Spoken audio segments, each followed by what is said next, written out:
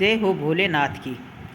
दोस्तों, आज हम सावन माह के दूज की कहानी सुनते हैं। सावन माह का महीना महादेव और माता पार्वती की असीम कृपा पाने का सबसे पवित्र समय होता है। सावन माह की द्वितीय यानी दूज तिथि का व्रत संतान प्राप्ति, अखंड सौभाग्य और सुख समृद्धि देने वाला माना गया है। आज के इस वीडियो में हम सुनेंगे सावन माह की दूज की वही पौराणिक और सिद्ध व्रत कथा जिसे सुनने मात्र से आपकी सभी मनोकामनाएं पूर्ण होती हैं। तो चलिए पूरी भक्ति भाव के साथ कथा प्रारंभ करते हैं। सावन माह की दूज की व्रत कथा। प्राचीन काल में एक नगर में एक बहुत ही धनवान सेठ और सेठानी रहते थे। उनके पास धन दौलत, महल और वैभव सब कुछ था, लेकिन कोई संतान नहीं थी। संतान न होने के दुख से दोनों पति पत्नी अक्सर उदास रहते थे। सेठानी भगवान शिव और माता पार्वती की अनन्य भक्त थी।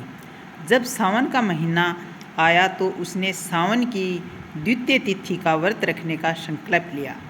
सावन की दूज के दिन सेठानी ने प्रातः स्नान कर शिव पार्वती का ध्यान किया और पूरे दिन उपवास रखा।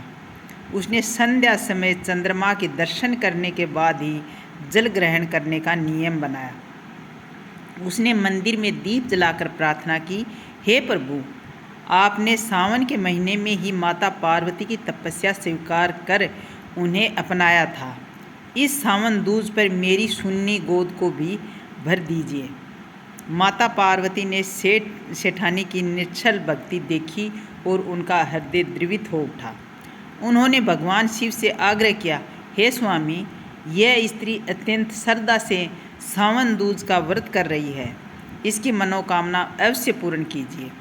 भगवान शिव ने प्रसन्न होकर कहा, देवी, तुम्हारी कृपा और इसके सावन दूज के व्रत के प्रभाव से मैं इसे एक गुणी और संस्कारी पुत्र का वरदान देता हूँ। भगवान शिव की कृपा से अगले ही वर्ष सावन के महीने में ही सेठानी ने एक सुंदर बालक को जन्म दिया। सेठ और सेठानी ने हर वर्ष सावन की दूज का व्रत पूरी निष्ठा से किया और उनके घर में सदैव सुख समृद्धि बनी रही। जय हो भोलेनाथ की। इसके बाद श्री गणेश जी की कहानी अवश्य सुने। श्री गणेश जी की छोटी सी यह कहानी आपका सब कष्ट दूर कर देगी। शिव पार्वती की कथा के बाद गणेश जी की यह कथा सुनना अनिवार्य और अत्यंत शुभ माना जाता है। तो सुनिए गणेश जी की कहानी। एक बार भगवान शिव और माता पार्वती कैलाश पर्वत पर बैठे थे। तभी गणेश जी और कार्तिकेय जी में इस बात पर होड़ लग गई कि दोनों में से श्रेष्ठ कौन है। बात जब नहीं बनी तो शिव जी ने कहा, तुम दोनों में से जो भी सबसे पहले इस पूरे ब्रह्मांड की परिक्रमा करके वापस आएगा वही श्रेष्ठ माना जाएगा। कार्तिकेय जी तुरंत अपने वाहन मयूर पर सवार होकर पूरे ब्रह्मांड की परिक्रमा करने के लिए निकल पड़े। लेकिन गणेश जी का वाहन तो छोटा चूहा था और वह उनका शरीर विशाल था। गणेश जी ने थोड़ी देर सोचा और मुस्कुराए। वे शांत मन से उठे और अपने माता पिता शिव जी और पार्वती जी के चारों तरफ 7 बार परिक्रमा की और हाथ जोड़कर खड़ा हो गया। शिव जी ने पूछा, पुत्र गणेश, तुम ब्रह्मांड की परिक्रमा करने क्यों नहीं गए? गणेश जी ने बड़ी नम्रता से कहा, हे माता पिता, संपूर्ण ब्रह्मांड तो आपके चरणों में ही समाया हुआ है।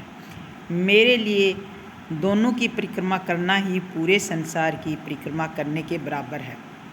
गणेश जी की बुद्धि और माता पिता के प्रति यह अपार भक्ति देखकर शिव पार्वती अत्यंत प्रसन्न हुए। उन्होंने गणेश जी को आशीर्वाद दिया कि किसी भी पूजा या मांगलिक कार्य में सबसे पहले गणेश की ही पूजा की जाएगी। बोलो सावन के महादेव, माता पार्वती और श्री गणेश जी महाराज की जय हो। जो इस कहानी को कहते हैं, सुनते हैं और उकारा करते हैं, उनको सब पर गणेश जी महाराज की, माता पार्वती और महादेव की पूरी कृपा हो और सबके हृदय में समाए, सबकी इच्छा पूरी करे। जय हो हर हर महादेव।